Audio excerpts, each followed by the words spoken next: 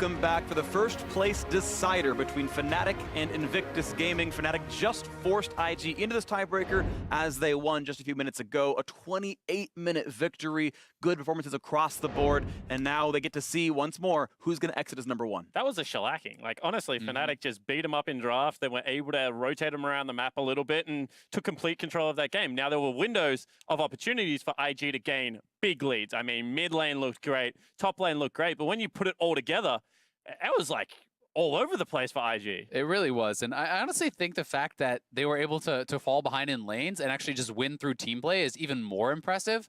Traditionally, you know, when the West is beating these Eastern teams, it's always been through, okay, you need to get a bunch of kills and snowball the game. Fnatic did not really do that this game. It was about their team play. It's about, you know, losing lanes, roaming and fighting as a team. Really, I think they had very strong map play, and I think it was an impressive game. And I think that's why we're going to see Duke come back in, because when Duke was in LCK, there were criticisms about his teleport usage and his ability to beat people around the map. However, since then, he's been able to pick up a big tank champion pool, you know, things like Ornn, and he has been very efficient in team fights. And I think IG is just like, hey, we never want to play that style of League of Legends again. Like, why are we running everywhere? Let's just win lanes, group up as a team fight, and then try and out 5v5 these guys. Let's out-muscle them. They can think all they want. Let's try and take the fight to the Fnatic lineup. And it could look very good for them. Of course, I do want to see some of their lanes cleaned up, though Rookie had a very good time in the 1v1 against Caps. Both times so far, both times Caps had to blind pick the mid. Rookie got counter, smashed the lane by a lot individually. When they met 30 minutes ago, a ton of ganks from Rookie being just a little bit over-aggressive got punished. A huge camp by Brox and Hillsong turned the matchup back around, and Caps had a CS deficit with a positive KDA. And with all those roams happening, everything else, it started to get reckless ahead. They started snowballing the map that way. So I do want to see if the IG over-aggression can be tempered to sort of remove those openings. Yeah, and they have to play, you know, with respect to the areas that they don't have vision, right? Twice we saw Jackie Love kind of taking a more dangerous route without vision of his opponents. He gets caught on a ward, then dove by Hillsang and Reckless. Then heads over to mid lane, walks through the river instead of back behind the turret, and 1v1 killed by Reckless. So we need to see IG paying that respect over to Fnatic. Fnatic have clearly shown they can not only win, but dominate against IG. And IG is going to have to play a much more clean game if they want to come out first in this group. And as the analyst desk kind of talked about, these Akali and Aurelia bans maybe not showing up in this one. They're still going to put that Camille ban against Ning, move some of his earlier options there as Invictus start dropping tanks off the table. And we'll see what this draft actually looks like. There are so many things to consider here. I know that Fnatic probably have to blind pick one of their solos, and I'm curious what that matchup then looks like if IG goes for a counter pick. I mean, that is a story. You know, you talked about it both games. It had been Caps with the blind pick and Rookie winning the laning phase very heavily up in farm. And again, now they are on the red side, so we could be seeing another Rookie counter pick in mid lane. And if he has that, we may see Fnatic go back to the same strategy, attacking that mid lane, attacking and grouping up with Caps to try to get him in. And I'm really interested that they forced this Urgot Aatrox trade here on Fnatic side. And I was going to say it must be because they want the Akali. Interested to see if that is a blind pick mid lane Akali, and Caps is trying to do like a great Perks impression here, who had probably the most impressive Akali game I think I've ever seen, or whether this is going to be Whippo in the top lane trying to play it into something like an Ornn and try and style on that matchup. Yeah, I mean, bringing out a flex pick is one of the ways to sometimes hurt that red side advantage of having mid lane counter pick. But if you are willing to play the Aurelia into this matchup, if you say, hey, Aurelia is good in this matchup, you can flex that as well. So we have to see where IG does take us in this next couple picks. Now, another criticism that was leveled at Jackie Love is the fact that he keeps going back to this Kai'Sa. I saw, you know, Rusty on social media saying this is a guy that has played much more lane-dominant 80 carries, giving something like Isaiah, giving something like a Draven even in a counter pick, and let the young man go to work. Glad to see that they've done it this time around. I do like Jackie Love on a slightly stronger laner, though still, of course, a great team fighter as well on this Xayah. The Rakan pairing is there, though Hillsong can obviously grab that himself earlier on. And that is something that is pretty hotly debated these days, is it worth taking away the Rakan and making your bot lane 2v2 worse to deny it from the opponent having that Xayah Rakan? And that's what Fnatic is going to have to decide, and it looks like they're going to make the call that it is worth that. But then you can look for a more preferential 2v2 matchup here. You already have a fairly lane-dominant marksman with the Xayah, and if you pair that with another advantageous support, something like Leona can pair up well and look for kills against the Rakan, that could be a way for IG to look for a winning lane. That's what I was going to say. This trade just seems to have not worked out the way a lot of teams thought it was going to because of the popularity of Leona. to not be punished, honestly, this World's run so far. So I think that that would be a nice pick to go towards. Also the fact that, you know, now with Ezreal, you don't really have to worry about lane presence. Maybe you just drop the priority of that, pick up a best jungler, ban 2 of those away, make Broxah suffer for kind of his bottom lane wanting to go towards those picks. But instead, they don't want to get pinched off of the possible Leona pick. Obviously, cream of the crop once you see the Rakan here. Of course, the Ezreal was picked knowing that was coming in. You want to be safe against Leona, against Aurelia. Reckless should feel fairly safe and should not require attention, nor the babysitting. However, bot lane push should go to Invictus, and now Halosan cannot roam out nearly as much. Yeah, and you have to remember that pushing bot lane is Fnatic's bread and butter. That is always what they want to go towards. Rush the Zerker Greaves for Reckless. Shove in your opponents. Deny them the ability to make plays on the map, and this is certainly not the lane to really do it. And you can see Lissandra banned away. That can be a soft counter pick in the mid lane. If the Aurelia ever goes in, just hit the root, get your Aftershock, walk away. In case that Akali does get flexed over, keep in mind, IG get last say on the matchup. They're willing to pick the Aurelia into the Akali, and they're going to watch as Whippo picks his top lane champion as well, or moves the Akali, and we see Caps pick the mid lane champion. And IG are going to get those solo lane counter picks. And now to really open up that flex, I actually want to see Ning to go back to something like a Zac. I know it's not all that popular, but you've already got a pushing bottom lane. You have yourself the ability to put Aurelia, one of the strongest champions, into the mid lane. Zac can be protected in this draft, and it does allow Duke, if he wants to play a carry up in the top lane while still having great engage, something that Ning played against G-Rex, I believe, and played it to a tremendous level. And I think if they could get through the early game with a pick like that, can be very strong, but then you do have to worry about the fact that Broxah has had some very strong early game performances. A couple of Lee Sins that he's turned in have looked really, really good, and we know that Zac can be punished early sometimes, and if you fall behind due to that Lee Sin, maybe you never really get the chance to get those even scaled team fights. Olaf, Lee Sin, Trundle even are still plenty popular, plenty powerful jungle picks available. The Zac is left up as well, and Invictus, now Gragas probably makes even more sense there as a good damage, good early game frontline jungler. Not only that, it actually really mucks up the Lee Sin combo. When Lee Sin goes in, if you just body slam back towards it, makes the kick a little bit harder to execute upon. So it is the safer pick. It's also kind of that pseudo tank, so once again you can do exactly what we said with the Zac pick, but this is more throwing the gauntlet, fight fire with fire style, and I don't think Ning has really excelled against Broxah in that way. So the final pick for Fnatic, what is Whippo going to play? Will he keep the Akali, or do they lock in a top laner and put that win in towards mid? They lock in a tank for him, so Whippo will go back onto that Ornn. He played it before. And we have the Akali in the mid lane, immediately answered by LeBlanc here for Rookie. The Aurelia will go top. They will play Fighter in a tank top lane, and LeBlanc versus Akali in the mid lane. And this is another advantageous matchup for Rookie. This is one of the matchups that a lot of people had been looking at as an answer to Akali in the mid lane. One in which you can have kill pressure, one in which you can attack the Akali in the Shroud, hitting her with those distortions and looking to dominate that lane, as Rookie has been known to do. And this is also one of the mind games that IG has done multiple times now, where they play Shy the first game, he plays a carry, they sub Duke in, they pick themselves something that is flexible, and then all of a sudden, Duke ends up playing a carry as well. You can see that his tank champion pool was attacked. You know, they take Ornn away from him. IG had to ban the Sion because they didn't want to give away one of the safest top/mid laners in the game right now. But I think the flexibility of this has really helped IG in the past. And while it is a carry champion, it's certainly not the Fiora where you have to commit to the split push. This is much more of a team fighting carry. This is a composition that certainly can look to scrap with Fnatic if they try to draw them into that 5v5. So it's going to be a very exciting game. Now, the battle for the first seed on the line. If you're seed 1 coming out of this group, you're playing Edward Gaming, Cloud9, or G2 Esports in the quarterfinals. We know Fnatic have already beaten G2 this year. We watched the EULCS, but if you're seed 2, if you do lose this game, your battles are KT Rolster, the Korean champions, World Never Give Up, the LPL and MSI champions, or Freak of Freaks, no slouch in their own right, the only other Korean team remaining in this tournament. Definitely things to play for in this tiebreaker. They're in the quarterfinals, but who their opponents will be are going to be decided now over the next half hour of League of Legends. Fnatic and Invictus Gaming on the Rift, the battle for the top spot in their group. And we'll see whether Fnatic can continue that momentum.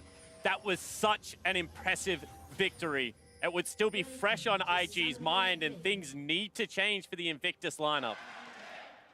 What do I do? And Fnatic is setting up for a bit of a cheeky level 1, but Reckless has been spotted. Ooh, they try to find out Rookie. That was cute. I like that. If he was in that brush a little bit longer, a little bit farther forward, that could have been a knock-up. Able to get away, no problem, though, and it will be a fairly uneventful early game. Ooh, free gold on Reckless. Lands the Q.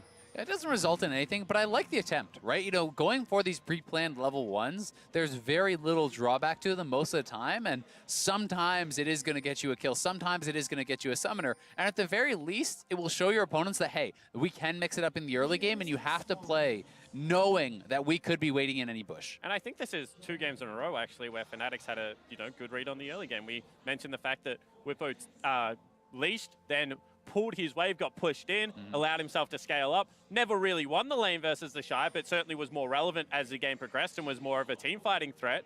This time around, we'll see whether he is able to do the same thing. He's going for a little bit of a cheeky peek into the top side of the map. Now would know where Ning is starting. And I like that ward that IG puts down. It shows they're trying to push early game. There's the early Q as well. It should track most of Brox's possible gank paths, and IG should be able to shove without too many difficulties. Hylissang going to even be rooted in place. Take a little bit of damage, but this trade's not going to mean too much. Either way, though, it is IG getting the shove down here. They're going to put Fnatic under the turret, and it will lock Hylissang up. This is already Broxa moving down, though, and if he comes around this way, down, he will not be spotted by the ward, so he could be going in.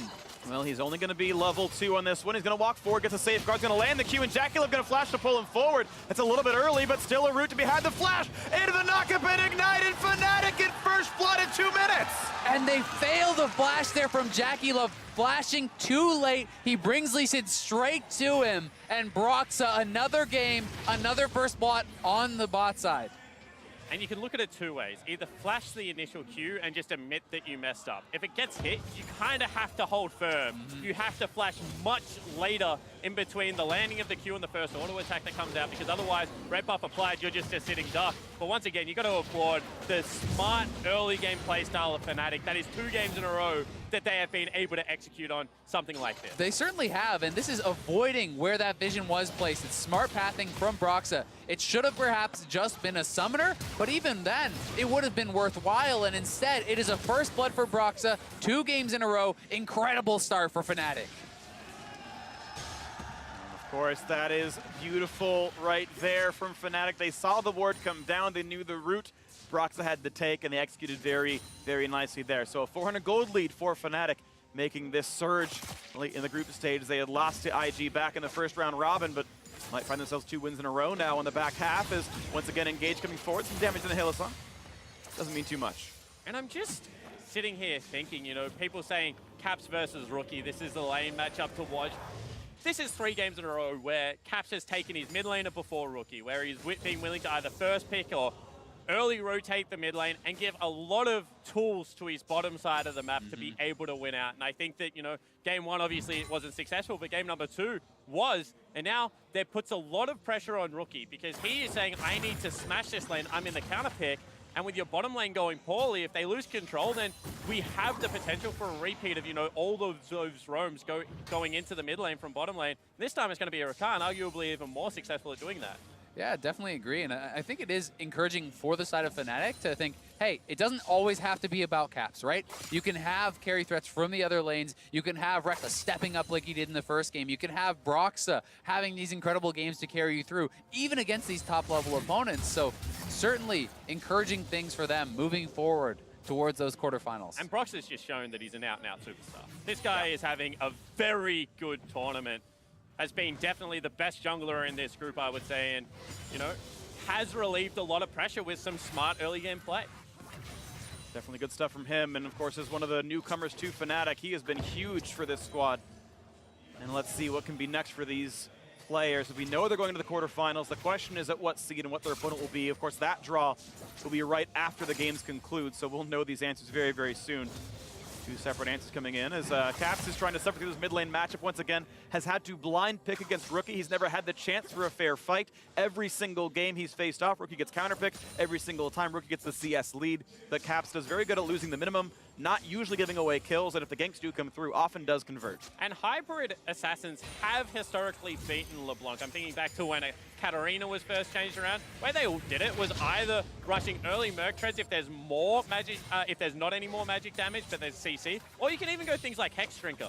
So this lane can potentially get better depending on Caps' itemization if he's really willing to invest in the 1v1. And they're going to try for the double knockup now into Broxah joining Ward Hubson. Looks for a bit of a slow, and Jackie Love doesn't have a way out. Reckless finds the first kill, and they will continue on to Baolan. One more shot as Hillsong gets the kill, but watch out as Caps gets out of the shroud. He's ignited. He goes down. A trade kill in the mid lane. Trade kill in the mid lane, but it's 2 kills on the bottom side for Fnatic. Broxah has been everywhere at the start of this game, making so much happen for Fnatic, and this time it's Reckless who gets one of the kills, which is huge for them. And it's a stacking creep wave without any teleport response coming down. So this is going to be Ezreal coming online sooner than his opponent. Went the Sheen, went for the aggressive route. You can see very nice by Bwipo. And they're going to try now on the top side, level 6. Can they interrupt the ult? He's going to flash away, still got the knockup, but does he have the damage? He's close, and yes, in the 1v2, Bwipo finds a solo kill, but he's flashless, and it will be the trade. Yeah, Ning trying to make things happen around the map, knows his team is falling behind, so he makes a play happen in the mid lane, but had no flash off that and was a little bit low. So it was a good counter kill from Bwipo in the 1v2, and now it's Broxah's turn to make something happen here once again. And they might have it. Distortions on cooldown, but Caps, the health bar so low. Oh, the Q jukes away! And Rookie is incredible. Finds that kill. Being he can get Broxah has too. to run. The clone needs to block. He's got to walk out from this one. And that's going to be the Q getting juked away from Rookie. Able to just stay alive. What a play out of the Invictus mid laner. And look at the confidence that Rookie plays with. Every opportunity he can look to turn that around, he goes for it. That's not going to mean much. Don't worry about it. Nothing happening on the top lane, but you could see that Rookie wanted that 2v1 one more time. Yeah, and I mean, he might have actually had Broxah had Hylissang not shown up, so a good roam to make sure bad did not go to worse for Hylissang, but it is an outplay for Rookie, and Ning once again on the top side. No flash from Bwipo. No ult as well, means no way out. First stun's going to land. Ning does not have flash, but he's going to get these. Oh, sidestep! Bwipo is sick, gets away from the cask and walks away with his life. What an outplay there from Bwipo, getting a 1v2 kill, then dodging the next gank that looked like a sure thing. Yeah, that was pretty nasty because he just also did the little pause afterwards and just still was like, yeah, that one didn't hit me, fellas. Better luck next time. Oh, Nick going for round 2, though. Broxah, however, is right behind. That sweeper knows his ward. Spotted, though. And they're going to try anyway. They're going to pop the spells here. Now, Bwipo, can he get the outplay? Keep in mind his jungler's nearby. And yeah, Ning predators and goes, never mind, this is not for me. Yeah, because the Akali was rotating up as well. You can see Caps had inside track. Rookie said, do not give him a kill this time around. I've got him isolated. I've got a 20 CS lead. I've got the kill and the assist. Just let me have my 1v1.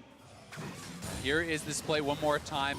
Ning coming in. This was the initial 2v1 kill to trade back, and Flash came out. Caps, excuse me, trying to get the trade kill back onto Ning, and then the eventual 1v2 that Rookie was looking at. Yeah, you can see Caps is trying his best to bait, but the double distort in, and then gets the juke. Last auto attack. Broxah takes an extra turret shot, and you can just see the experience, the ability to kite back. Caps' face there kind of tells the whole tale. As you mentioned, if it wasn't for Hilly showing up in that middle lane, probably could have been the 2-for-1 there. And we know last game, how Fnatic got Caps back into the lane was these roams. They want to make sure that he is relevant. He is a superstar, but down here on the bot lane, Rookie's roaming. And it's a 3v2, and Hylissang's going to try to jump backwards. He's going to try to get away, but it is not going to happen. Rookie gets his second kill of the game. The distortion to keep the chain there was sick from Rookie, and you can see why this guy is considered the best mid laner in the world. This game really is a tale of two lanes. Fnatic smashing the bottom lane. They got a few ganks, but they're doing so well down here. But the mid lane, again, Rookie with the counter pick. 3 games in a row. Every single time winning lane, this time getting his lead elsewhere, and smashes Hylissang with his roam. And the coordination's very good because as soon as Rookie shows, Baolan is going, lands the chain, distorts forward as he battle dances away. Nothing you can do there if you're Hylissang. You just kind of have to sit back and marvel at it. Yeah, just a really well coordinated engage there. The stun from Leona guaranteed the initial hit on the chain, and then the follow doesn't give Hylissang the chance to get out. So now Hylissang on the roam, looking to try to get Caps going here. Well, they can try, of course. He just killed a control ward, so this movement is known, and we are in a game that is only 300 gold apart. Neck and neck here. Brock's going to try for this Infernal Drake, but the teleport is coming down. This is going to be the fight, though, quickly picked up on the one side, but now battle ensues as it's a 3v3, and Broxton needs to find his way out. He has flash if he needs it, and doesn't burn it for a very... No, it was on cooldown, sorry. Did not have the way out, and does go down to a body slam in the Blade Caller. So now Jackie Love on the board with his first kill. Still, I'm going to call that, worthwhile there for Fnatic. They get the Infernal. They do give up one kill. It's just about, can IG get anything more after it? Because one kill for the Dragon's looking pretty good. And I also love this play from Ning, because Hylissang is just not being punished for setting up the swag in the mid lane. So instead, they say, you know what? We're just going to push bottom lane as fast as possible. We're going to look to open up the map. We have the team fighting team this time around. Let's go turn on for it. him. And that's a good word by Hylissang. He knows he can walk through, but yeah, this is still an outnumbered Everyone's fight. coming. And this wave is not going to happen. First turret goes to IG, but now there could be a re-engage. Cap's coming down. Hylissang flashing away. Not going to find his way in. Now they can try again, but Rookie is here. Watch for this battle lane. Going to whip the ult, and Caps just creating chaos. So for 1 for 0 is Fnatic jumping backwards. Caps may stay alive. Watch out for Rookie, though, and he's not going to find that kill. Fnatic, a flash to get out, but now the rest of the squad is in. Jackie Love going to ult to dodge 2 of them, and they're going to be able to disengage. But Rookie waiting in the wings, finds a root, but he's knocked up. This could be assassination, and it is. Fnatic get 2 kills for the turret. Yeah, it looked like IG had the play. They could have got out, but Rookie decides, I can go for the outplay. There's no need, though. 5 members from Fnatic in the bot side. Duke is pushing and getting an advantage on the top. You didn't need to go for that play. No, they're going to try for another one, though, and this one, Body Slam stops the queue. Here comes Baolan as well. 2v1. Broxton may have bit off more than he can chew. The health bar's running down. The kick, the Q, the second. Get out. That was gorgeous. And there's another one coming as Jackie Love also falls. Fnatic win the skirmish. And Broxa is an absolute monster for Fnatic this game. Taking over 3-1-2. He gets the kill, gets out, baits in Jackie Love, and they take him down. Listen to that crowd. Fnatic once again up in gold. 1,200 there and the Infernal Drake. What an exciting game. A lot of entertainment provided for the fans here. The final game of the group stage, and once again, this fight by Broxa, incredible. And you can see it stops the damage of the second Q, but he goes aggressive. I think he surprises the IG jungler. And then just the ability to know that there is no way out. The only way is forward. Styles on him. I mean, the man had like 20 health, and he goes in for the flash kick. He could have looked so silly had he gone down, but he makes it happen.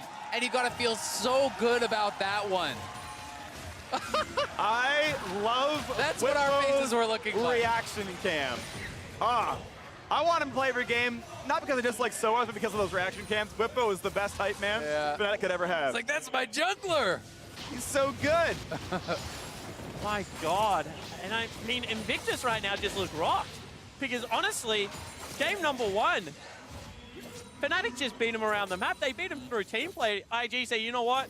Enough of that, let's pick a little bit more fight. Now, Fnatic say, all right, let's go. Yeah, they're scrapping right with them, but IG is still within about 1,000 gold here. The gold still fairly close, but you have to say, Jackie Love has not been having a very good series of games here against Fnatic. Getting picked off a couple times in game number 1, failing to flash the Lee Sin Q in the early gank this game.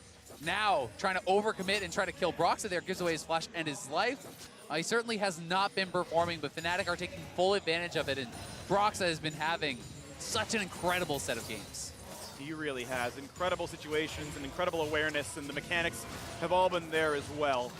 So Fnatic still holding on to this 1,400 gold lead. We'll wait for the next big play here. IG certainly not out, but they are down. And I just really appreciate Brox's decision-making, because he knows that one of the ways this game gets worse is if Rookie explodes in a side lane. So they're giving up priority on the top side. Instead, they're looking to try and dive him. Time and time again, he is just putting pressure on the key members of the IG lineup.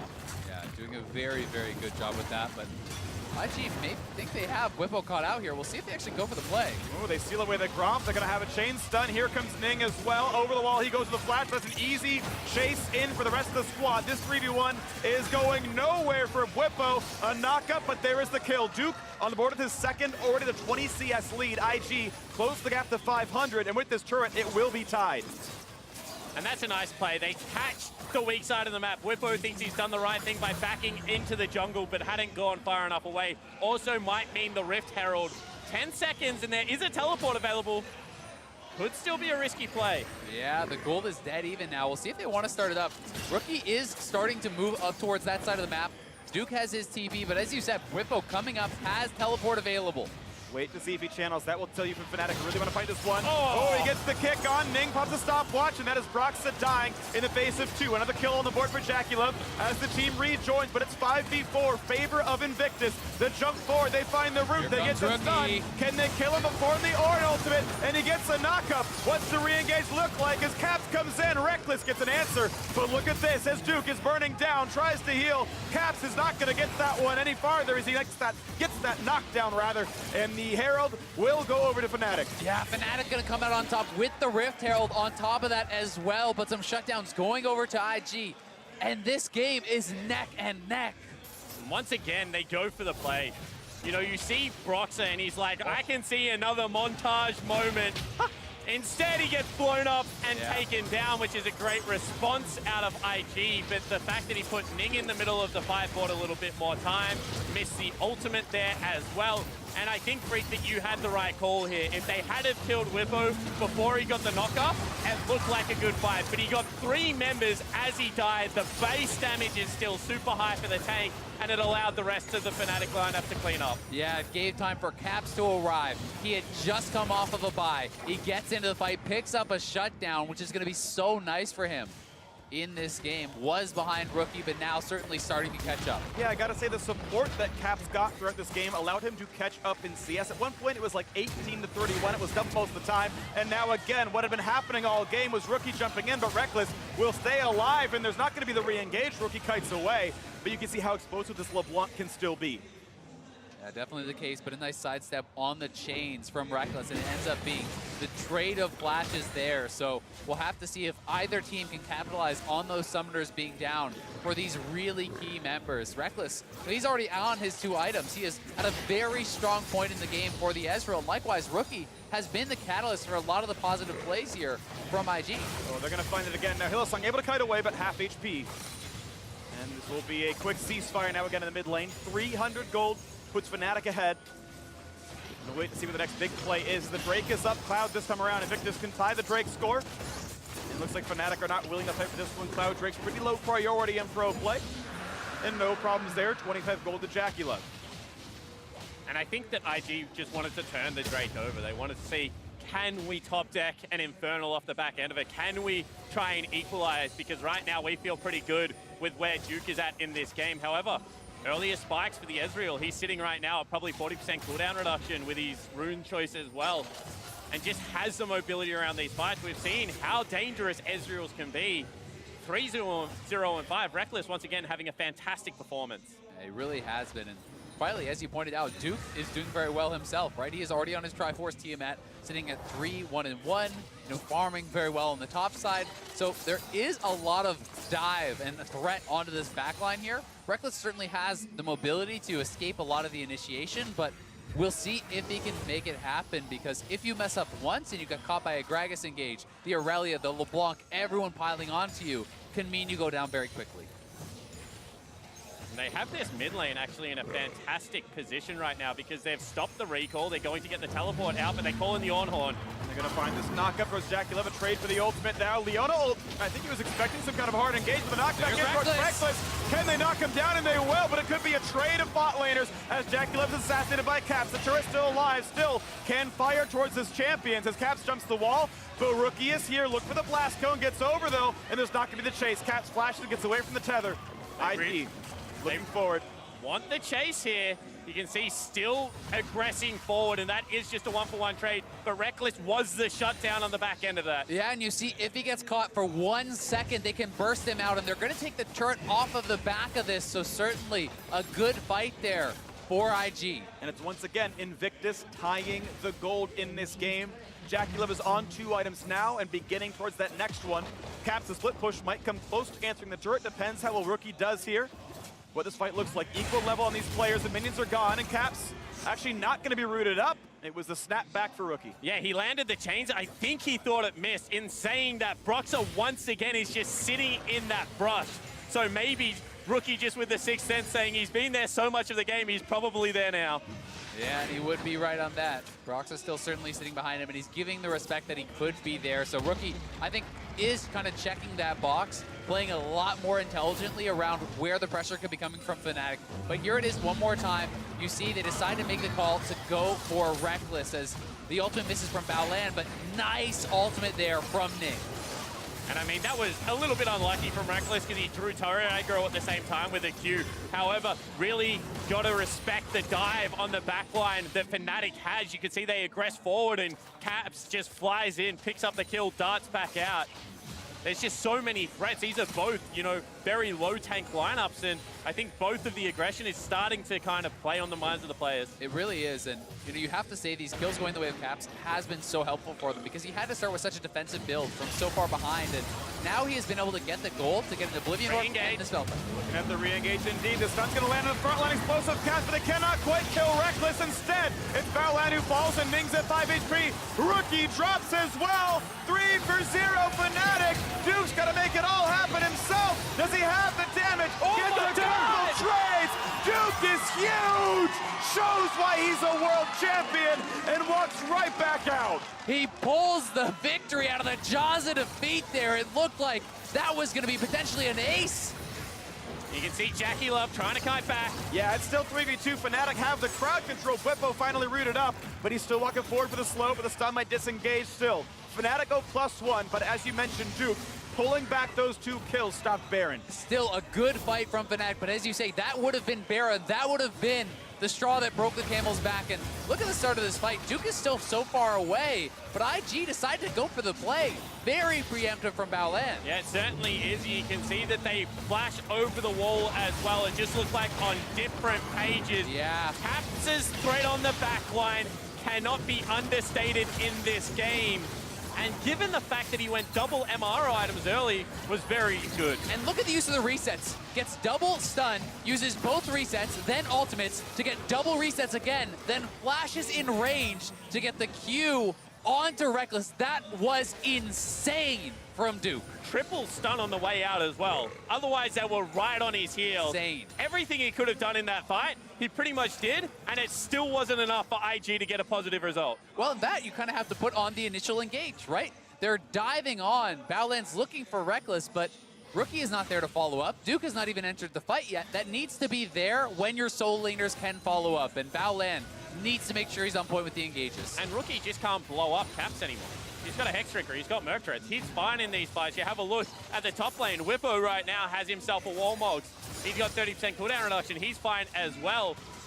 So it really is just Reckless that is the priority target, and he's just so slippery. Yeah, he really is. I mean, you can look to Broxah as well, perhaps try to take him or Hylissang down, but those are not the priority targets you really want to be committing to. So IG going to have to execute very, very well in these fights, but Jackie Love, the good news for them is that he is getting close to this IE. He is getting to this stage where the crit scaling becomes very, very relevant. And it would allow IG to play a more standard team threat where they don't have to dive. Certainly with Aurelia and LeBlanc and a bit of ability power, including Sork Shoes on Ning, you can reach backline. Reckless, of course, safe TPing back in, and that is Ruined King done. So third item, spiked first for the Fnatic bot laner. Infernal is now alive. The next team fight about to start. Baolan a bit late to the party, walking down from that top jungle. Will be here in time. There was Fnatic going slowly for this one. Yeah, and this time Duke is here, but the bot lane is split off from IG, and Fnatic look like they're just going to try to rush it down. And the Orin ult just to zone them away. This will be a clean pickup on the red. And now the fight starts. Duke is low. Ult comes across. Cannot reset. 1 for 0 Fnatic, and the answering damage is not here. Caps goes in for another 3 kills for Fnatic. And Fnatic is absolutely popping off right now. You can see individual outplays across the board, and now they might look at the Baron. They're the ones turning up the pace, and IG just can't keep up right now. That's a second Infernal. That's 3 more kills, and they're going to get the Baron. This is looking good for them. IG only have the dual lane to stop them. This seems so unlikely. Hylissang can find the engage, Reckless can find the damage, and IG says, you know what, you're right. We don't have a chance here. And at 25 minutes, from a 3,000 gold lead. Fnatic pick up Baron. And in game number 1, Fnatic says, we will beat you around the map. In game number 2, they just say, we'll beat you. They're just straight up out team fighting them, and IG looking pretty out of sorts. They're posturing so aggressively. Look where Jackie Love is on the map. Jackie Love and Baolan are not anywhere close. There is no chance that IG can win this team fight, and they're straight onto Duke. But Duke is basically dead before Jackie Love has even gotten an auto attack off, and this is just so much better team play, much better team fighting from Fnatic. As you said, individual outplays across the map as Caps chasing down and taking out Rookie, and this gold lead is getting very big.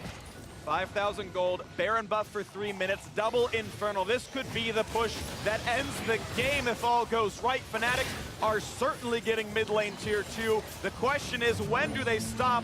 When does ID Not threaten now. them? The Ornhorn gets the knockup, but only on the Duke.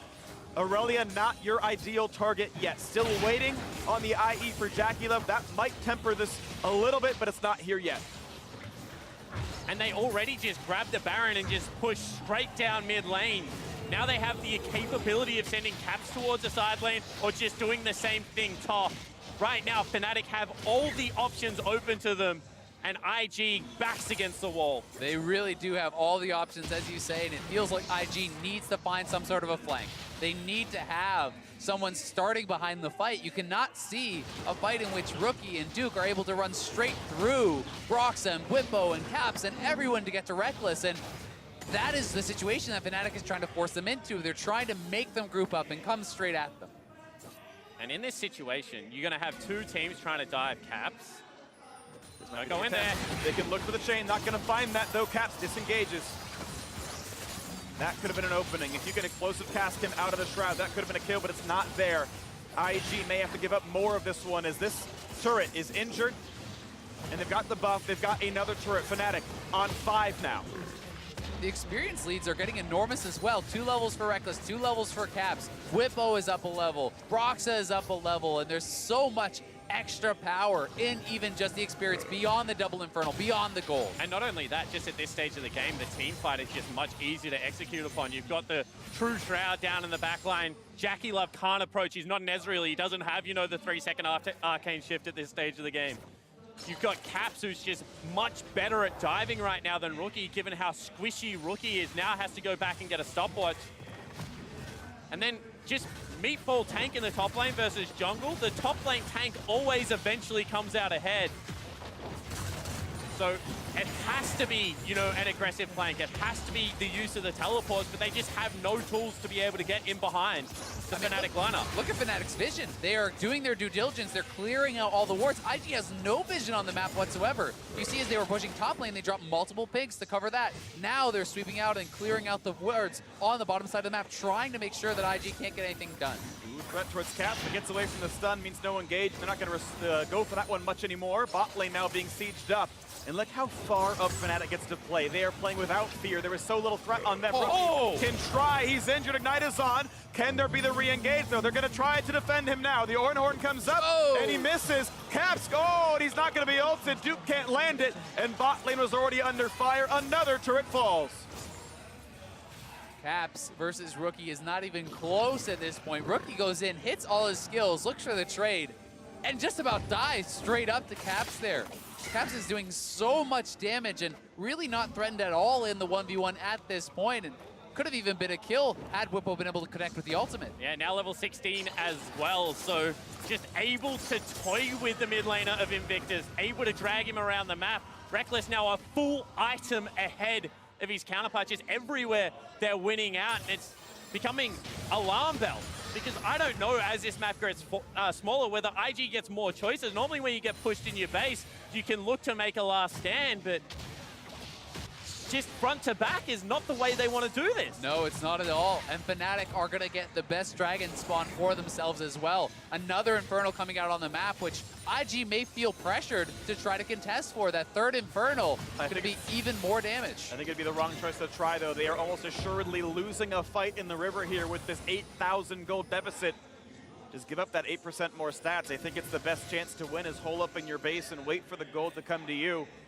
But Fnatic playing for ward control, playing to look for that last fight that might close them the game and win their group stage 6-1 after the tiebreaker. Europe has never lost a tiebreaker at Worlds. Fnatic looking to extend that legacy and pull a top seed into the quarterfinals. And you made the call, Freak. They have to give it up. They realize that they don't have the vision. They don't have the items to look for the team fights. And it's going to be Fnatic with triple Infernal and a massive gold lead. It's hard to see a world in which they lose from here. And even though there's a crit 80 carry on the other team, I don't think this is a situation where you're like, we're getting outscaled. It's just going to be such an easier time for Reckless in these team fights. And you just have a Rakan on engaged while they're trapped in the base. You know, they can wait the minute. They can allow the next Baron to come up and available. And Invictus, you know, don't have the easy play to make.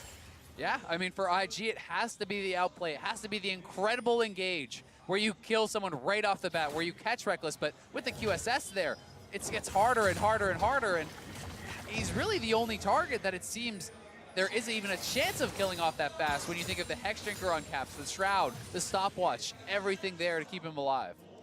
So the climactic moment comes in about 1 minute. Baron spawns in 43 seconds, and Fnatic are crossing their T's, dotting their I's, and making sure they've got the vision control to make a free Baron pickup into a game-ending push. 31:30 on the map, 30 seconds till Baron spawns, and they're just making sure this jungle belongs to them, the river belongs to them, and then the game will follow right afterwards like so many dominoes. Invictus Gaming, when do you choose your risky play? No matter what you do, it's risky to come back in. Do you fight for Baron? Do you fight for a ward? Or do you sit in your base? They've got to choose. Right now, they've been spotted. Whippo is going to call the Ornhorn now because they chose to fight in the jungle. They've found the first engage, and Duke is low but walks away. Now land the first to fall, make it a second as the top laner is dead, and Jackie Love has to run. The Cap buys time. Rookie next to the chopping block. Caps might fall, the shields are on, and he will survive the ignite. So 5v3, the fight continues. Reckless gets away, and no one yet dies. Fnatic hold 5 strong.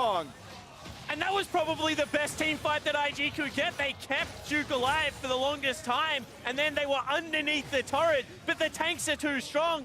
Fnatic still win, and they're going to get themselves the Baron. Jackie Lowe so close to perhaps turning that one around, but not able to do it, and it's looking like it will be Fnatic's Baron, but Ning, Jackie Love, they're closing in. They're looking for any potential miracle steal, but it's not to be. Ning has 5 health here. Getting a steal would be almost impossible. Cursory damage would kill him. Rookie might try. He spots it. Knows the health bar is too low. Ning cannot grab this.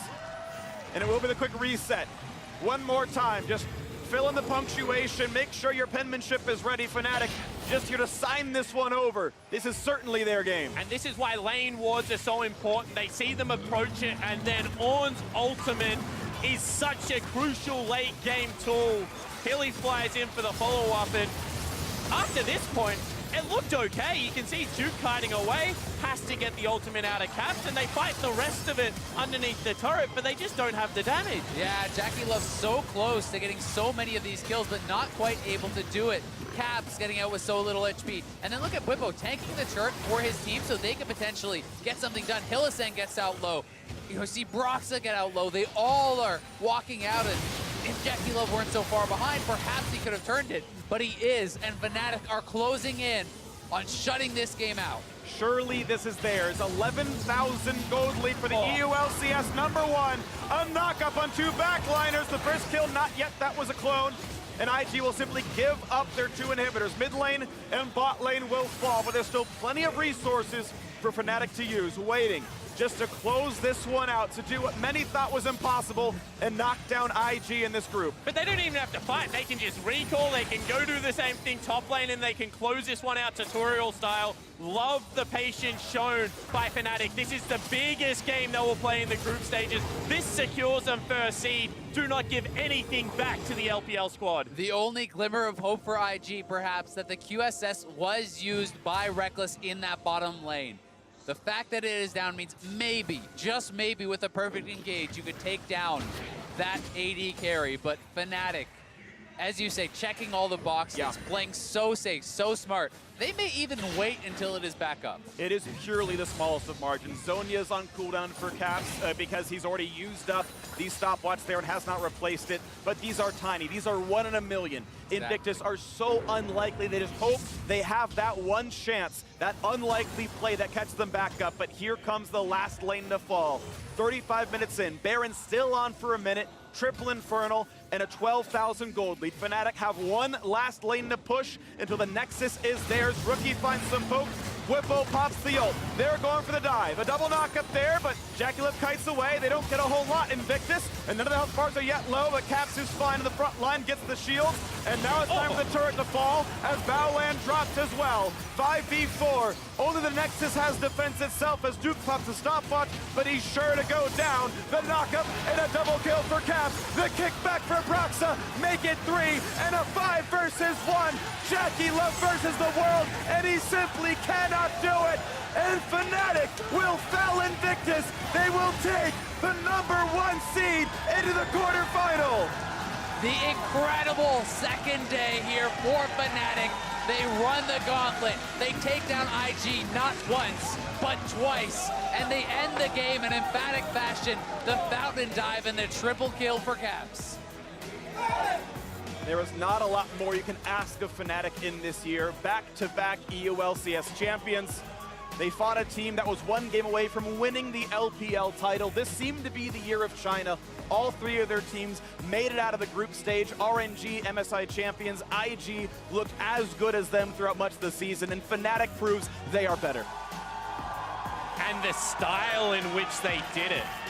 The willingness to out-team fight the LPL lineup. The ability to play patient League of Legends. Honestly, that was such an impressive way to close out this group.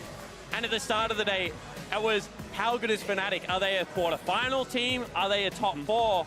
Well, they've gone a long way to answer that question in today's matches. They definitely have, and they've gone a long way to secure themselves a better matchup for the quarterfinals. Yeah. Guaranteeing they will not play KT, they will not play Afrika, they will not play RNG. And you have to say, after a performance like today, you really start to believe that they are favored in any of the quarterfinal matchups they could draw. Because there was no liability today. Hylissang was playing great League of Legends. Broxa was honestly world-class in his jungle performances. Everyone lifted their play together, and they played as a team. I think Europe peaked so well at this tournament overall. Obviously, Fnatic and G2 making it out of the group. Fnatic is #1. Vitality, though they didn't make it, impressed as well. This seems like a great breakout tournament for the EULCS. I'm excited to see what Fnatic will do. Of course, the group draw will coming up soon, but to break down the day and take us through the knockout draw, it's time to send it off for World's Cooldown. Thank you very much, Freak. Welcome to World's Cooldown, where IG and Fnatic just gave us the greatest finish to the best group stage in the history of the World Championship. Woo! Both teams, I'm saying it. I agree. I am the saying best it. of 5. Both teams took the gloves off for this one and absolutely went at it until Fnatic gets the KO. I don't know, Dash. That sounds like you're saying that, you know, like Invictus Gaming were like throwing a couple hits back. They definitely threw punches I don't back. know. The game I was watching, Broxa just like took off the glove and just like slapped Ning across the face He was multiple times. Definitely a difference maker. But let's be honest. I mean, the way that mid lane was going on the outset in favor of Rookie, Fnatic had to make moves like that to get back into the game. Yes, and I think that's actually the greatest thing about this matchup between these two teams is that you have advantages different places. Rookie's laning phase is definitely better than Caps' laning phase, but then you have Broxa, who is better than Ning in the jungle, and he's making plays like this in the early game around the bot lane. And I thought the team compositions these teams chose were just both so mechanically difficult and fun to watch. You had to make so many individual outplays, and in laning phase, Rookie did that for a lot of it, and that's why this game was neck and neck up until about 20 minutes. And that's the second awesome thing about this. Normally when you have like a 40-minute game, you do a highlight reel, and that was sick, by the way. You have a 40-minute game, highlight reel is about 5 minutes long. For this game, I think the highlight reel is like the entire game, basically. We had so many big plays between all 10 players, 9 players. Baolan missed everything. Also, we got this one from Whippo. That's my jungler. Oh no. The thing is that there's such a high level of talent in this game. And the fact is that they're able to create so many opportunities that so many teams don't even realize exist. Like, as an audience, might be like, I didn't even know that you could do that. I didn't know you could make that play. The Baron calls, though, in particular for Fnatic. I wish we had a lot of the clips of the Baron plays, because their Baron plays in both games were beautifully executed and set up. So it wasn't just about the mechanical outplays, but I was so impressed by the macro performance and the shot calling from Fnatic. I want to watch We more of waited. it. We I waited want to the watch whole more day. of it. We waited the whole day for this. We watched the 5 setup games for the final 2 right at the end. Yeah, we get Hashtag those. worth it? I think so. Absolutely, absolutely worth it. As of now, we're awaiting, the preparation of the knockout stage draw, but we already heard the casters themselves hypothesizing a little bit about it. The strength of Fnatic as a 1 seed here up against any of the 2 seeds will quite obviously be favored in that matchup. Of course, I think people will look at EDG and say, okay, EDG versus Fnatic, should Fnatic be scared? No. Knock them down. IG are way better than EDG already, and they just took down IG 2 games in a row here. So Fnatic's style is really good in the current meta because there is so many aggressive picks you can go for. Let's get a little review of the 8 teams moving on to the next stage. In Group A, Afrika Freaks and G2 earned their spots in the quarterfinals. Group B had back-and-forth matches where Royal Never Give Up and Cloud9 came out ahead. Group C went the way of KT Rolster and Edward Gaming. And finally, today's champions, Fnatic and Invictus Gaming, will be representing Group D. So we have 2 Korean teams, 3 LPL teams, 2 European LCS teams, and 1 North American team making it through. Yeah, and 2 Korean first seeds with 1 EU first seed and 1 LPL first seed. And it's interesting to note, Fnatic could not meet Invictus Gaming again until the finals if it were to happen. Exactly. So the number 2 seeds they can play against are EU, NA, or LPL. Yeah, we've got 3 LPL teams through, which is cool. So it's the most represented region. But as you mentioned, 2 of the 1 seeds are held by Korea. And so funny to think back They're still on the beginning hanging days of the around. tournament, when we were like, oh no, KR really in trouble here. Right. Well, they still have 2 teams that get that first seed and an ideal matchup, I'd say, based on the fact that they'll be paired up against. It is true, but I feel like this is the first year where you look at one of the Korean first seeds and you actually say out of the 4 teams that are first seeds, you probably want them the most. Like if you are second seed, drawing Afrika is most likely the best thing you can do. Fnatic would then come in second based on just the history and the skill also on KT and RNG. But what I'm really curious about is where you guys would stack rank Fnatic now. So we were pretty split on KT, RNG as like our first 2 seeds. And then I feel like everyone's confidently going to say, okay, kick Edward Gaming down. Fnatic at least 3rd. I put him 3rd. Yeah. Would you put him any higher? It may be based on the recency, but I think it's 3rd. I think RNG and KT did enough for the pre-tournament preconceptions to still be there, but Fnatic played so well. So KT, RNG, Fnatic now in 3rd. Does IG slot in right behind them in that 4 position and just shove the rest of the standings down?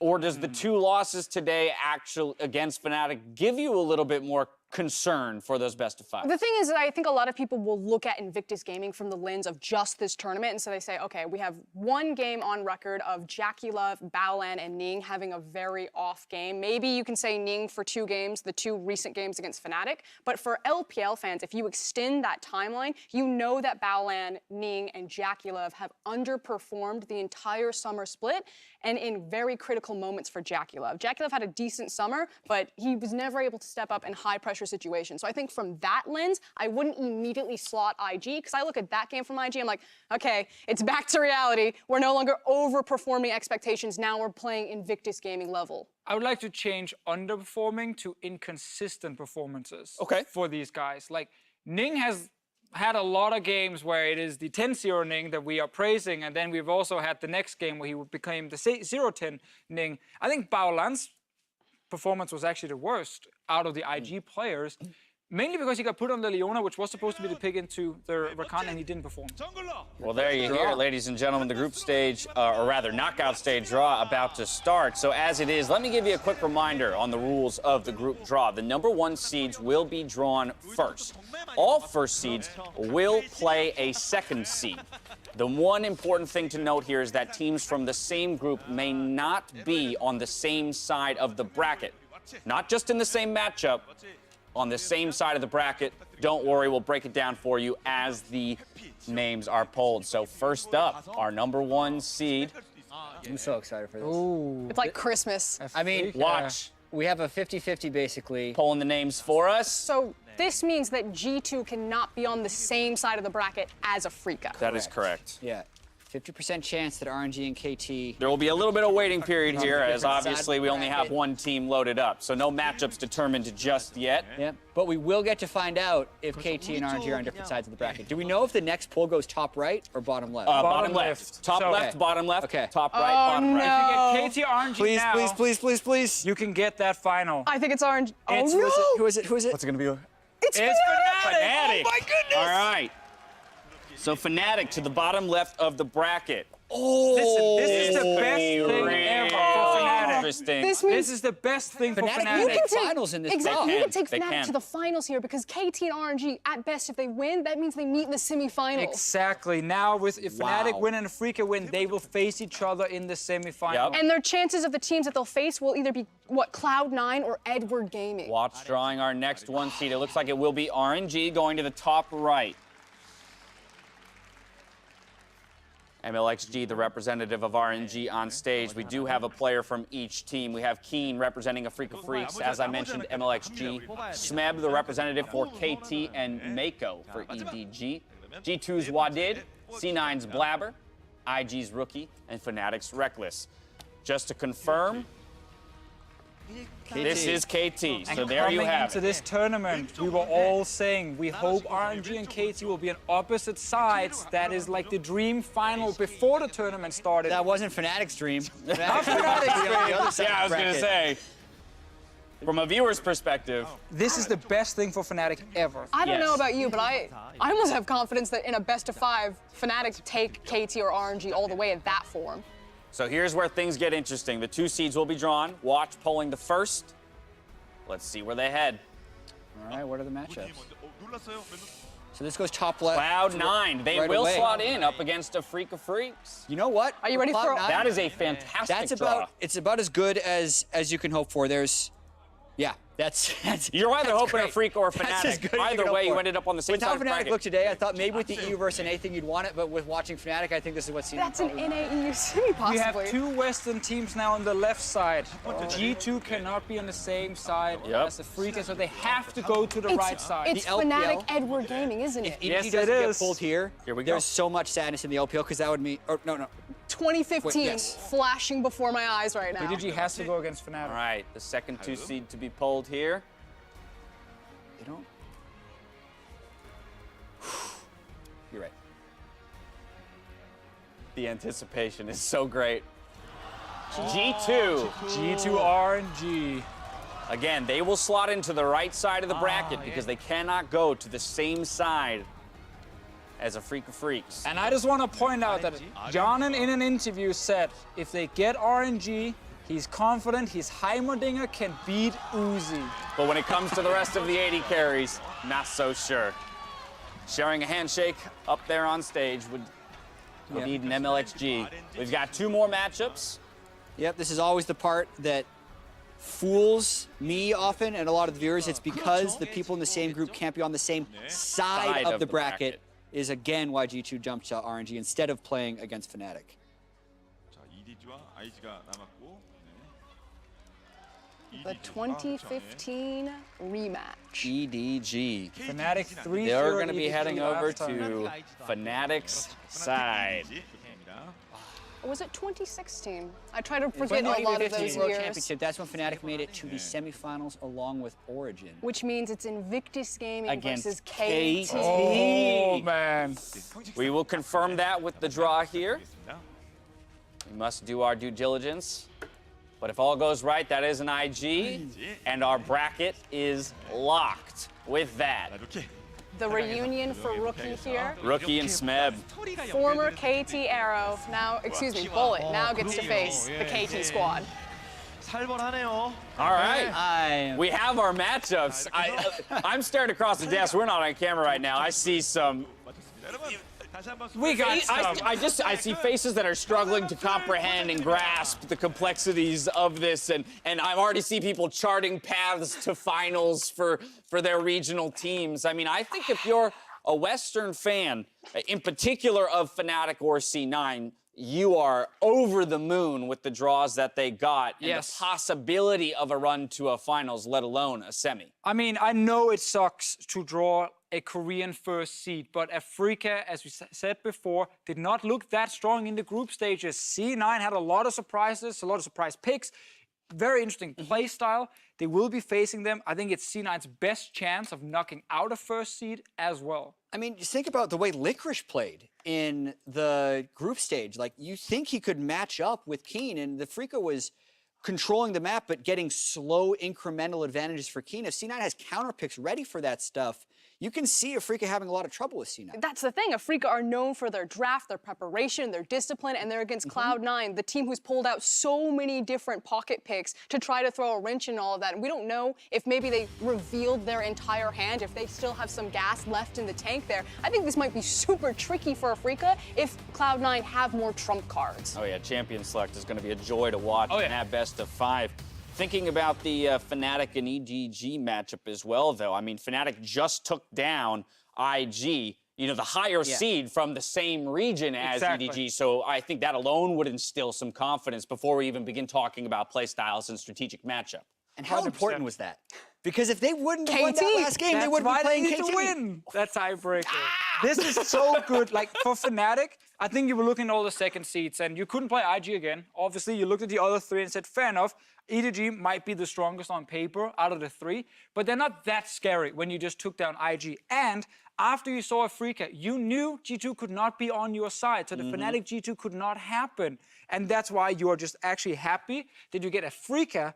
And then you don't actually care what second seed you get, as long as Africa is on your side compared to KT or RNG when it comes to making a final. But what's the Edward Gaming perspective here? Are they happy with this draw as well? Because they're avoiding the likes of RNG, KT, and whatnot. I mean, I guarantee you that they're chuckling about it because it is Fnatic. I know that Fnatic, at least from a Chinese fan's perspective, it is quite funny when they meet Fnatic just because of the history that that team has specifically against LPL teams. But you're correct. You just have to flip it the other way and you say, okay, yeah, EDG drew Fnatic. They look terrifying right now. But ultimately, then you're still looking at Africa as the LCK seed, and you do dodge KT and RNG as the tournament, you know, pre-tournament favorites, if you will. So I think this looks disastrous for Edward Gaming, but if they're on the other side, that looks just as bad. Yeah, I agree. Which brings us to that very scary right-hand side of the bracket, if we still consider RNG and KT to be the favorites.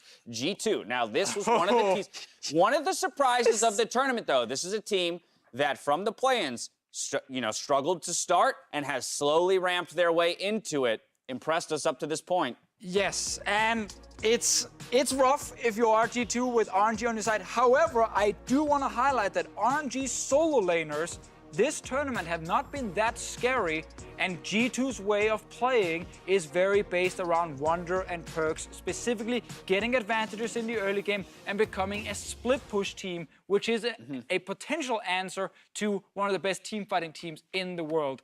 That's all I can say regarding good things in this matchup. I'm not going to call G2 favorites by any means. Yeah, I think there's definitely going to be some concerns about the lopsidedness of that matchup. You know, if you do consider that the attention for G2 will be around the solo lanes for RNG, the bot lane is always where we're looking. And while Hjarnan may be confident in the Heimer versus anything Uzi matchup, beyond that point, when the Heimer hits the ban table, I'm not so sure about how well they'll fare against the likes of Uzi and Ming. I mean, the fact of the matter is that RNG had to bring MLXG and Karsa, though, so they don't have Zatai up into that top lane. And when they have played as a 1-3-1 team, they usually do it with Zatai up there. Just to echo Deficio, Letme's not having a great tournament. So you could have a possibility where maybe you just make, you sack bot lane, you just try to make the map super, or split the map, like Wonder goes ham up top, and you just say, Hjarnan, Wadded, hang on down there, we'll be there in like 25 minutes. Yeah, and I think we do have to remind ourselves that RNG was pre-tournament favorite or top 2 for most people. You were expecting them to make a run to the finals until there's KT. Like, that side of the bracket looks so much to me like an RNG KT semifinal. I mean, that should be the big one. Last thing on G2, I think they're happier to draw RNG compared to KT for the reasons we just highlighted right there. All right, well, let's talk about our final best of 5 here in KT versus IG. Again, the best-looking Korean team here with the 1 seed. Whenever we get to those best of 5s, we always index a little bit more heavily into the strength of the Korean region, their experience, the veteranship, the coaching, and the organizational structure behind them. how do we feel IG's going to pair up against them, especially considering they had the downtick on their exit of the group stage? I mean, the thing is I called Invictus Gaming budget KT at Rift Rivals. They play in a very similar fashion in terms of that they try to carry from every single lane, but they just don't have the consistency to do so. When they did run into KT, they basically bounced off them and fell flat onto their back. So they get another chance, but ultimately, KT, I think, are almost exactly the same as Invictus Gaming, but then have so much more on top of it. Yeah, they're smarter than IG. IG will rely 100% on winning the early game. They failed to do that against Fnatic in the 2 games we just watched. Yeah. And that's why this matchup specifically, to me at least, is not great for IG, because the laners on KT's side are so scary. I don't want to undersell IG, though. They went 18-1 in best-of-3s in both the spring and the summer split. Their only defeats were in Game 5s against RNG in the playoffs, whether it was semifinals or finals. They were extremely close, I feel like, to winning either the spring or the summer split if they had won those Game 5s. So even though KT, I agree, is, you think, stylistically a slightly better version of IG, KT's not happy with this draw. Right. KT, I think, would have rather True. had any of the other Pool 2s. So that is a stacked quarterfinal, in my opinion. IG can go the distance, and they'll have to against KT if they want to pick up the victory, Frost. I mean, the mentality is that if coming into this Invictus Gaming, if Fnatic were like our dark horses, you have to go through KT anyway if you want to win the world championship. Like, that was just the expected outcome. So you might as well do it in quarters. Maybe that's the That's silver always the lining. thing you can look at. Hey, look, you're going to have to beat them eventually if you want the title. I love that mentality. Well, you've heard our thoughts on how the groups, or rather the knockout stages, drew out. Shox is standing by with the Fnatic mid laner to get his thoughts on the upcoming quarterfinal. Thank you very much, guys. I'm here with Caps. First reaction, happy with the draw, or? I think so. I think it couldn't be a lot better. I think we were hoping for exactly what we were hoping for. Like, we wanted to play either C9 or EDG, and we got EDG, so we're really happy. Yeah, so how do you think about that matchup versus EDG? Because they did look quite strong in their group phase, and of course you're going up against Scout, another very, very good mid laner. So EDG have been looking really strong in their group, but I also feel like they weren't really challenged in the early game. I mean, KT showed that if you get ahead of them, then they don't really know what to do. And I feel like TL and Matt both didn't have the tools to get ahead. And I feel like we will be able to get a lead, and then we can solve from that. So let's come back a little, because this was a crazy day. How did this compare to last year when you had to run to even be in the tournament, and now you make the run to first seed? So last year we were, well, actually I would say it's pretty similar. Like, you can say both, like, one time we went 4-1, and this year we went 4-0 on this day. And both days we were pretty calm, because last year we felt like we were kind of out of the tournament already. And this year we were pretty confident because we were really in a really good spot. And as soon as we won against 100 Thieves, we were basically locked out of groups. So we were playing without nerves, really. And we were very calm, just like last year. Except for when we played against IG, obviously, because we really wanted to beat them. And yeah, it was some crazy games. Yeah, it was crazy, but you guys actually came through phenomenally because you had to win 2 very rough games. What would you say is the atmosphere in this Fnatic compared to last year? Looks like everyone's just feeling comfortable, just going through the motions. So I feel like as I said a lot of times, I feel like we become a much better team, and we play a lot better together. But I also feel like, and obviously winning a lot of games helps that. I feel like our confidence levels is really high as well. We still have the very talented individual players, and we see a lot of individual plays as well still being made. So I feel like we just have a very good spirit, and we allow team play, but we also allow individual play. So. And then, if you look at that bracket, it's time to start dreaming, but it is dangerous. Tell me your expectations. Can we see a Fnatic in a world final with this draw? Well, as our goal the whole time has been winning the Worlds, right? And at the end of the day, we have to beat the second best team, basically, to win Worlds. And the draw is not going to change that. Maybe we will have an easier or harder road, but at the end of the day, we'll have to beat the second best team. And we are happy with the draw we have got, but we still have to make it all the way and then win that final. Okay, well, yeah, I know. You got to temper a little bit. Thank you very much. Congratulations. Insane effort today. Caps, back over to you guys.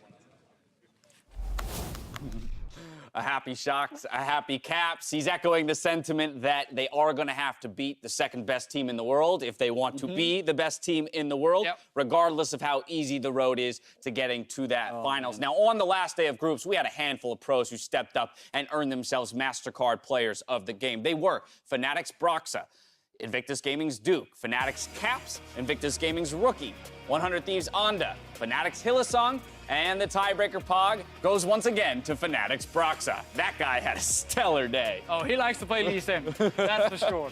Woo! A lot of Fnatic players. They had, I feel like 5 wins today. The 3 regular ones, the tiebreaker, and the draw. And the draw. There you go. Well, yeah. Who gets pog for that? Watch gets pog for Great that. drawing right there.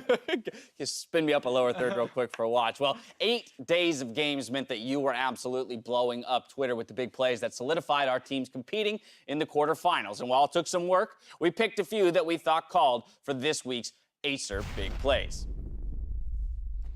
First up, iCrystallization celebrated EDG, learning from their past failures. Use Rakan, flank mid, kill everyone. EDG want to come in from the side and make this play happen. There they go, seeing if maybe they can find some sort of a knockout. My boys already grabbing the kill on to score. KT's in trouble. Yukao's going to go unstoppable, finding the kill on to Mako. Mata's going to be taken down next. KT's on the run. Smith trying to get himself out of this one. Yukao going to go into the stasis. There's no way out. It's the play that's killed him twice before at Worlds. And EDG, they turn it right back around. Not gonna lie, I saw Edward Gaming in that game. I saw a mid-game flank. I was like, oh no, it's happening again. And then I was like, oh, we flanked. Flashbacks, flashbacks, flashbacks. Next up, DZ Ma was blown away by iBoy's inhuman reactions as he dodged everything. Red team going deep in the paint, and they chase EDG all the way back. Oh, he's not done yet. Boom! There goes the flash! Oh, what was that? Now, he didn't have vision of Zoe, so I'm thinking the Ezreal ult actually ruined it because he saw the Ezreal ult.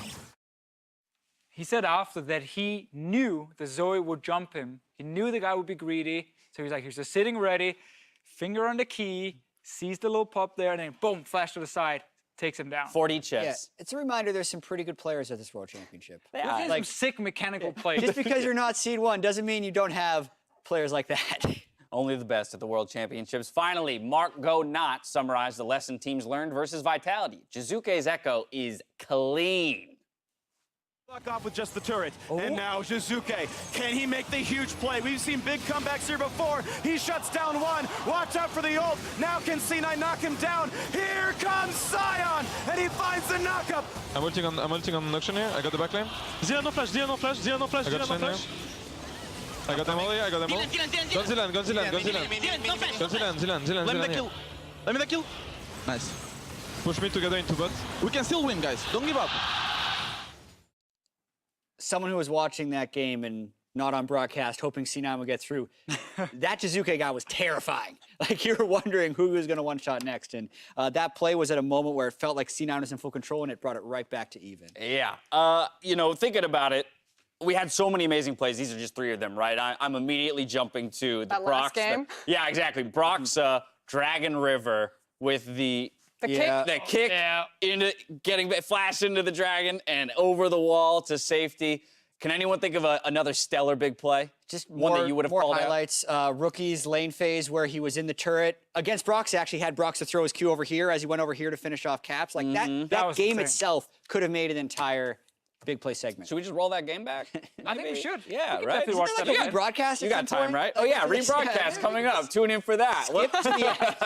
Nicely done. Topical. All right, as we head into the knockouts, please continue tweeting out the giant moments worthy of the Acer big play to @LOL Esports, rather. That's what it is. With the hashtag Worlds 2018. Now, we return Friday, October 19th with 2 best-of-5s to kick off quarterfinal weekend. KT versus IG and RNG versus G2. Worlds Countdown starts at 8:30 p.m. PST. That's 5:30 a.m. CEST. 2 best-of-5s back-to-back. They're marathon days, but I'm excited for them. Absolutely, and I am actually really excited that we don't have to wait the normal, like, 4 or 5 days we would before quarterfinals. The schedule being so close, I don't want to wait for the quarter, so I'm happy that they're all happening so soon. I'm with you there, man. I always hate the wait time doing Worlds. I just need the games right now. Why do you need prep time? Just play. I mean, lack of prep time seriously made for some exciting games, right? With 2 days, we'll see what the teams can do moving into those best-of-5s, but that's going to do it for us here. So now for myself, the casters, the entire live broadcast crew, thank you for watching, and we'll see you Friday for more Worlds 2018.